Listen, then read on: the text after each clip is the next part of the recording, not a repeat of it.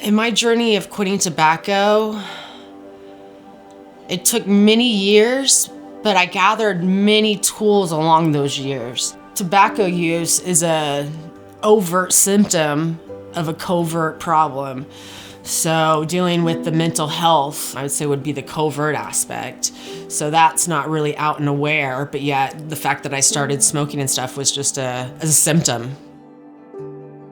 I went through several years when my only reason for living was to smoke.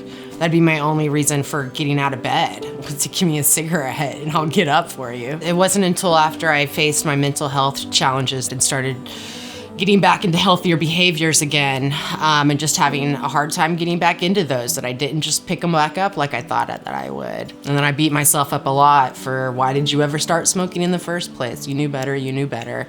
But I had held myself to a higher standard than everyone else, which I think a lot of us and most of us do. Mostly, honestly, for me, it was just with my self-worth.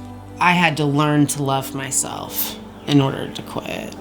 So in dealing with the mental health issues and all those underlying things, I've been more successful with quitting. And that's 100% true. Over my journey, I had tried several different types of the nicotine replacement therapy. I found the lozenges I liked the best. I did several rounds of lozenges. The people at the quit line were awesome because they didn't judge me. I had one quit coach that was really impactful, that shared her story about when she was trying to quit and hiding it. She was non-judgmental, she was really sweet, she was honest, she was open, and she was sincere. It was a great impact, but it's a good little boost along the way.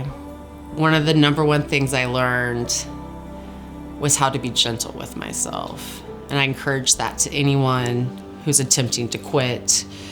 Quitting tobacco has empowered me.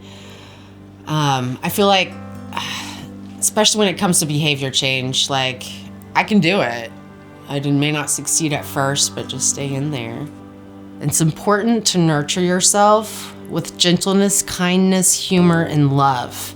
You are not alone. There's many angels out there to help you along the way, if you can see them.